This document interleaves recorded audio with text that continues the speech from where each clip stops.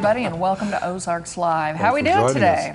I'm doing fine. How about you? I'm doing okay, yeah. Very nice. Well. Orange.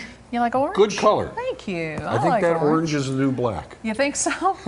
That's catchy. I think so. That should be I a just came song up with or a that. I TV have show no or idea. something. I don't know. We'll I don't want to work on wear it. that orange. No. As much as I like orange. Yeah. So it's been a busy day around here. I got to get out for a little while today. And, I did too. You know, we like to celebrate those. This is just kind of a funny behind-the-scenes story.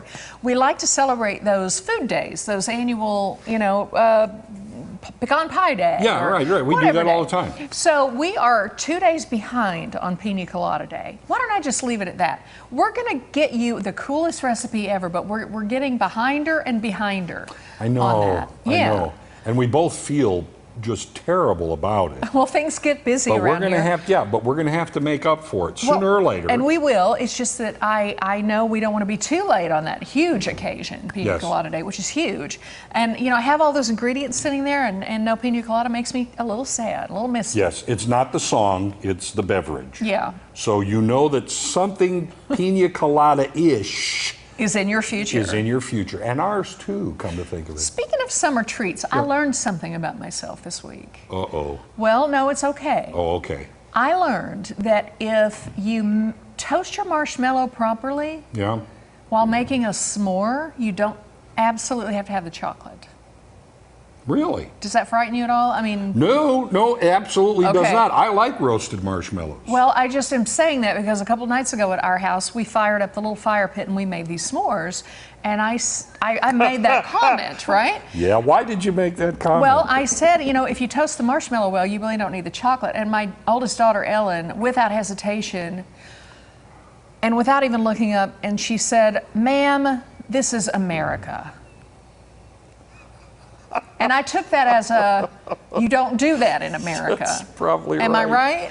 Yeah. I was admonished over a cookie, essentially. But it's been in the last few days, because with 4th of July, not all that, things are up about s'mores and this and that. And s'mores are not always chocolate and a marshmallow and a graham cracker. I dare say you're right. And it seemed blasphemous to me. I don't know, but I know, to her too. I think she's still upset. Ma'am, this is America. But see, I'm fine. I would be fine with just the roasted, toasted marshmallows. I don't want to offend anybody. That's, I didn't come here to do that. I could, believe me, but I'm not going to. I hope I didn't just then. Yes. I just think that you don't always have to have that. And it does kind of seem wrong, but I was pleasantly surprised. It's not called a s'more. I think it's just called a sm. A sm. Yeah. You want a sm? So you know. All right. Yeah. Lots happening in today's show. We're going to tell you all about a ride anyone can be part of. That sounds like fun. All right. We also get to talk about a really fun festival. Involves a whole lot of watermelons, another summertime favorite, and you can never go wrong with those. But before we get to it, we're going to show you what else is on our radar. Okay. Remember a few days ago we talked about the lady who took to Twitter to find the dress for the autistic child. It was the heart. Yes, the child would only wear one dress. So she went on Twitter and people answered like crazy, okay? Yes. So it's Twitter for good, right? Okay. Something has been trending since like last night, and I am wondering what all of you think, okay, on Twitter. It can be used for good and it can be used for not so good. Yeah. Actor Jason Momoa, you know who he is? Aquaman. Aquaman, yes, of course. All right, he was spotted on vacation in Italy, and someone took his picture, and immediately some people took to Twitter to body shame the 39-year-old because he's let himself go. He's a mess. It's awful, okay? He's developed a dad bod, and we will not have it, okay? Twitter says, no, I'm sorry, Jason, we can't have this. What? So I clicked to see. Now, here he is. Is it me, or is this is not a dad bod? I'm not sure there's one darn thing wrong with this. Are you? That is not a dad bod. I'm like, this is it? I see, their talk, I guess he doesn't have a six-pack or something like that, but I can say it now. God smite me with having that body. Yeah, I know, right? Forget it. Okay, let's look at what they're comparing it to, though. Okay, this Aquaman Jason in the gym with the six-pack. There's the six-pack, okay? Yeah. He's a little more ripped here, okay? He worked to stay in shape for Aquaman. I'm sure that took a lot of work. Sure. He told E! News that he quit carbs and he worked out a whole lot, but now he's gone back to eating what he wants and drinking some beer. Yeah, Okay? what's the problem? No problem at all. Okay, so one more photo, just because I can. And there it is, a side-by-side, okay? A Twitter user weighs in, comes to Momoa's rescue and says, shut up, okay? Dads wish they had this bod. Yeah. Okay, so the message here, don't shame people. Don't give people a hard time about that sort of thing. Wouldn't you rather hang out with the Jason Momoa and go have some beers and go to dinner? Or would you rather hang out on the beach alone while he's in the gym? Give the guy a break. It's like a who cares? But it was trending. That's silly. And I'm like, ooh, he's lost his way. And then I'm like, no, actually he hasn't. Right. So just... All right, here's something on my radar. The running of the bulls. You going? No, it's already been happening. Next year. The tradition in Pamplona, Spain is losing its luster, according to some people. Yeah, they say it's become too safe.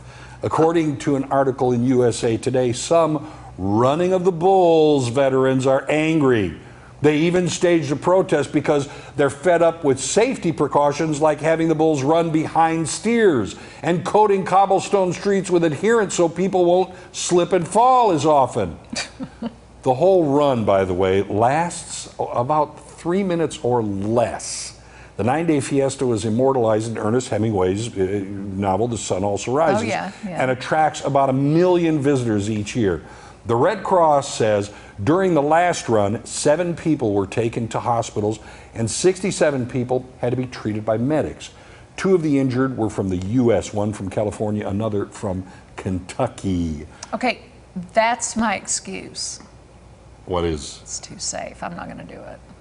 I agree. It's just not the same as during Hemingway's time. It's just not the same. I'm not going to do it. So there's your built-in excuse. Too safe?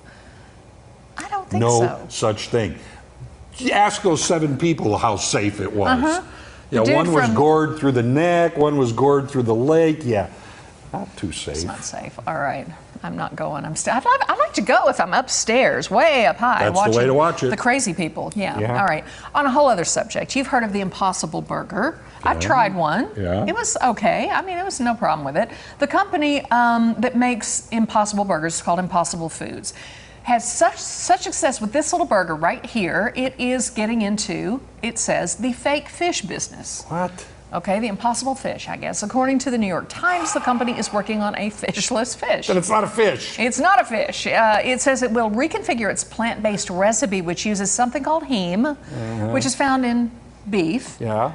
But they also find it in plants, and they tweak it and they make the little fake burger bleed and all of those things, and apparently it smells and tastes really good. Yeah. But they're also going to create a dish that would be safe for vegans and is mimicking fish. Okay, the company makes the point that much of the world's fish stock are depleted due to overfishing. True. So the fishless fish would have a positive environmental impact. So they say, all right, this, by the way, is something called a heme. It's from Ocean Hugger Foods. It is a fake raw tuna made from tomato.